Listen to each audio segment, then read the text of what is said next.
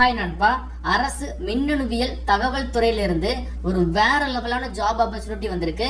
இந்த வேலைகளுக்கு fresher apply பண்ணிக்கலாம். ஸ்டார்டிங் சேலரி ஃப்ரெஷருக்கு மட்டுமே, அலவன்ஸ் பேசிக் பே எல்லாமே சேர்த்து ஒரு 50,000 இருந்து 60,000 வரைக்கும் நீங்க ஏர்ன் பண்ணலாம். ஆண்கள் பெண்கள் இருபாலருமே எலிஜிபிள் தான். அண்ட் இந்த ஜாபுக்கு அப்ளை பண்ற எல்லா பெண்களுக்கும் எந்த ஒரு ஃபீஸுமே கிடையாதுங்க.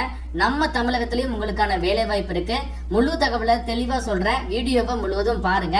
எனக்கு ஒரு சின்ன ஹெல்ப் பண்ணுங்க, இந்த வீடியோக்கு ஒரு லைக் மட்டும் கொடுங்க. நீங்க கொடுக்குற ஒரு லைக் தான் அடுத்தடுத்த வீடியோ போட எனக்கு ரொம்ப சப்போர்ட்டிவா இருக்கும். சோ கண்டிப்பா லைக் பண்ணுங்க, நம்ம சேனலை சப்ஸ்கிரைப் பண்ணுங்க. இப்ப வாங்க நம்ம வீடியோக்குள்ள போகலாம். அரசு மின்னணுவியல் டிபார்ட்மெண்ட்ல இருந்து வந்திருக்கக்கூடிய இந்த ஜாபுக்கான ஒரு அபிஷியல் நோட்டிபிகேஷன் தான் இது. இந்த நோட்டிபிகேஷன் பார்க்கக்கூடிய லிங்க், அப்ளை லிங்க் எல்லாமே நான் வந்து டிஸ்கிரிப்ஷன் பாக்ஸ்ல கொடுத்திருக்கேன். அதே மாதிரி ஃபர்ஸ்ட் கமெண்ட்ல பின் பண்ணிருக்கேன், செக் பண்ணி பாருங்க. ஸோ இந்த மின்னணுவியல் டிபார்ட்மெண்ட் அப்படிங்கிறது national institute of electronics and information technology, ministry of electronics and IT department கீழே வரக்கூடிய ஒரு நிறுவனம் தான். ஸோ இந்த இன்ஸ்டிடியூட் வந்து பாத்தீங்கன்னா நம்ம தமிழகத்துல சென்னையில லொகேட் ஆயிருக்கு.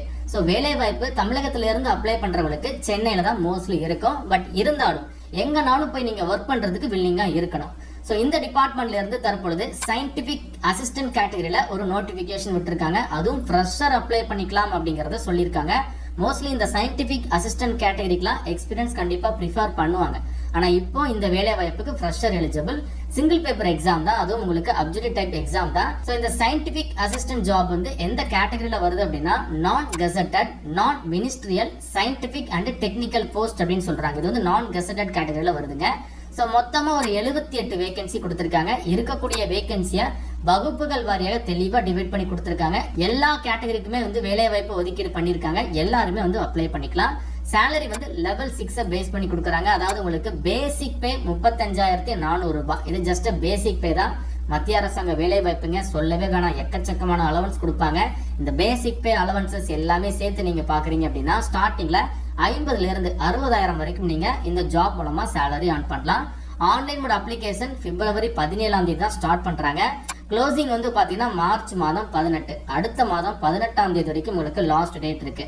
அண்ட் இந்த ஜாபுக்கு என்ன படிச்சிருக்கணும் அப்படின்னா பிடெக் நீங்க படிச்சிருக்கீங்களா, தாராளமாக அப்ளை பண்ணிக்கலாம். அதே மாதிரி எம்எஸ்சி படிச்சிருக்கிறவங்களும் இந்த ஜாபுக்கு எலிஜிபிள் தான்.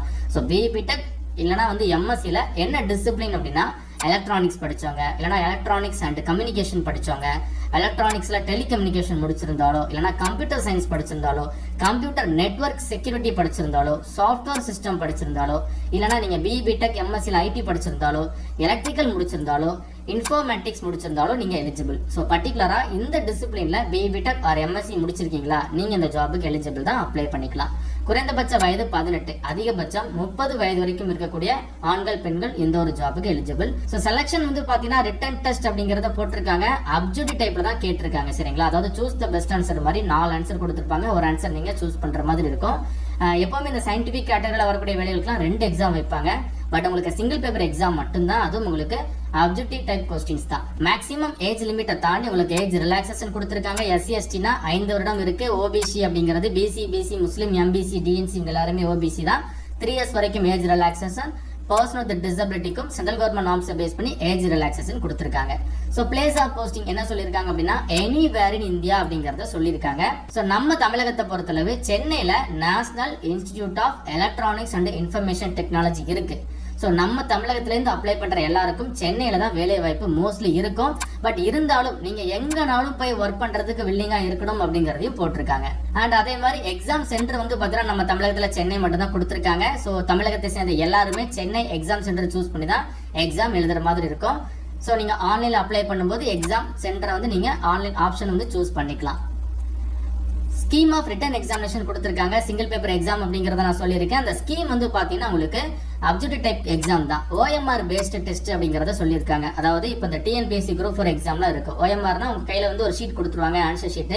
அதுல நீங்க என்ன பண்ணிக்கணும், ஆன்சரை வந்து நீங்க அதில் வந்து நீங்க மார்க் பண்ணி நீங்க என்ன பண்ணிக்கணும், ஓஎம்ஆர் ஷீட் மூலமா இந்த எக்ஸாம் எழுதுற மாதிரி இருக்கும். கம்ப்யூட்டர் பேஸ்ட் கிடையாது, ஓஎம்ஆர் பேஸ்ட் டெஸ்ட் அப்படிங்கறத சொல்லியிருக்காங்க.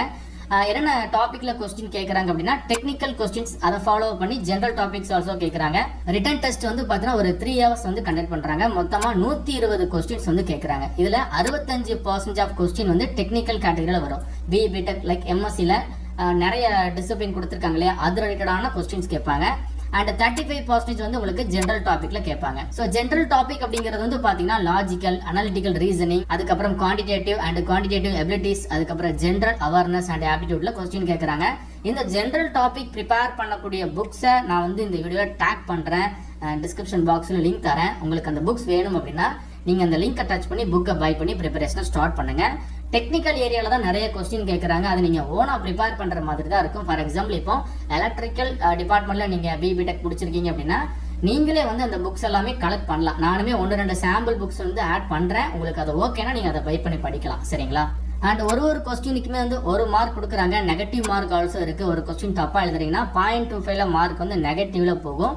தெரிஞ்ச கொஸ்டினுக்கு மட்டும் நீங்க ஆன்சர் பண்ணிக்கோங்க.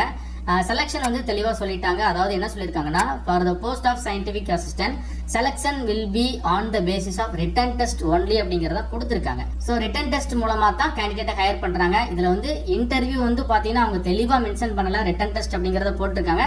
பட் இன்டர்வியூ வைக்கிறதுக்கும் சான்ஸ் இருக்கு அப்படிங்கறதையும் மென்ஷன் பண்ணிருக்காங்க.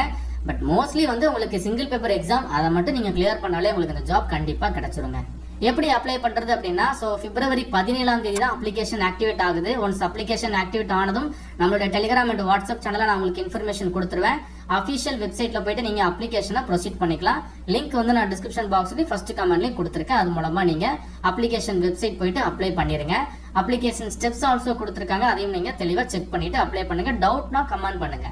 ஸோ அப்ளிகேஷன் ஃபீஸ் வந்து பாத்தீங்கன்னா SC ST person with disability apply பண்ற எல்லா பெண்களுக்கு எந்த ஒரு ஃபீஸுமே கிடையாது, ஃப்ரீயாவே அப்ளை பண்ணிக்கலாம். மீதி இருக்கக்கூடிய பொது பிரிவினர்கள் அதுக்கப்புறம் ஓபிசி கேண்டிடேட் வந்து பாத்தீங்கன்னா 800 ரூபாய் அப்ளிகேஷன் ஃபீஸ் போட்டிருக்காங்க. ஆண்களுக்கு மட்டும்தான். சரிங்களா? ஆண்கள் பெண்கள் இருபாலருமே எலிஜிபிள் தான். ஆனா அப்ளை பண்ற எல்லா பெண்களுக்கும் ஃபீஸ் கிடையாது, எஸ்சி எஸ்டி கிடையாது, பர்சன் வித் டிசபிலிட்டிஸ் கிடையாது. சரிங்களா? மீதி இருக்கக்கூடிய எல்லாருக்கும் மட்டும் ஒரு 800 ரூபாய் ஃபீஸ் போட்டிருக்காங்க. அண்ட் இதை ஃபாலோ பண்ணி நிறைய ஜெனரல் இன்ஸ்ட்ரக்ஷன் கொடுத்திருக்காங்க. எல்லாத்தையுமே தெளிவா செக் பண்ணி பாருங்க. ஒரு நல்ல ஜாப் ஆப்பர்ச்சுனிட்டி, குறிப்பா இந்த டிபார்ட்மெண்ட்ல இருந்து வேலைகள் வருது அப்படிங்கிறது ரொம்ப ரேரா தான் விடுவாங்க. அதுவும் உங்களுக்கு சயின்டிபிக் கேட்டகரியில வருது அப்படிங்கறதுனால இன்ட்ரெஸ்டட் கேண்டிடேட் கண்டிப்பா அப்ளிகேஷனை போட்டுருங்க. அண்ட் இதுல அப்ளை பண்றதுக்கு முன்னாடி என்ன மாதிரியான டாக்குமெண்ட்ஸ்லாம் நீங்க எடுத்து வைக்கணும், for example passport size photo, அதுக்கப்புறம் வந்து பாத்தீங்கன்னா சிக்னேச்சர் கேட்டிருக்காங்க, அதனுடைய ஃபைல் சைஸ் என்ன ஃபார்மட்ல இருக்கணும், அண்ட் என்னென்ன ப்ரூஃப்லாம் நீங்க ஸ்கேன் பண்ணி அப்லோட் பண்ணணும், கவர்மெண்ட் சைட்ல ஆதார் கார்டா பேன் கார்டா லைக் நிறைய கொடுத்துருக்காங்க. எல்லாத்தையுமே நீங்க ஸ்டெப் பை ஸ்டெப்பா அந்த நோட்டிபிகேஷனை ரீட் பண்ணி பார்த்துட்டு அதுக்கப்புறம் அப்ளிகேஷனை ப்ரொசீட் பண்ணுங்க. ஃப்ரெஷருக்கான ஒரு வரப்பிரசாத வாய்ப்புங்க. அண்ட் உங்களுக்கு ஏதாச்சும் டவுட் இருக்குது அப்படின்னா அஃபிஷியலா இமெயில் ஐடி கொடுத்துருக்காங்க. இந்த இமெயில் ஐடிக்கு உங்களுடைய டவுட்ஸை நீங்க ஃபார்வர்ட் பண்ணி கூட டவுட்ஸை கிளியர் பண்ணிக்கலாம். ஸோ உங்களுக்கு வேற ஏதாச்சும் டவுட் இருக்கு என்கிட்ட கேட்கணும் அப்படின்னா கமெண்ட் பாக்ஸ்ல சொல்லுங்க. அதே மாதிரி நம்மளுடைய இன்ஸ்டாகிராம் ஐடி நான் வந்து டிஸ்கிரிப்ஷன் பாக்ஸ்ல கொடுத்துருக்கேன். ஸோ அதற்கு கூட நீங்க டைரக்டா டிஎம் பண்ணி டவுட்ஸ் வந்து கேட்டுக்கலாம். இது ஒரு நல்ல ஆப்பர்ச்சுனிட்டி. இன்ட்ரெஸ்டட் கேண்டிடேட் கண்டிப்பா அப்ளிகேஷனை போட்டுருங்க. உங்க ஃப்ரெண்ட்ஸ்க்கு இந்த வீடியோவை கட்டாயம் ஷேர் பண்ணி கொடுங்க. மேலும் ஒரு நல்ல வேலைவாய்ப்புகளோட நான் உங்களை சந்திக்கிறேன். தேங்க்ஸ் ஃபார் வாட்சிங். See you. Bye.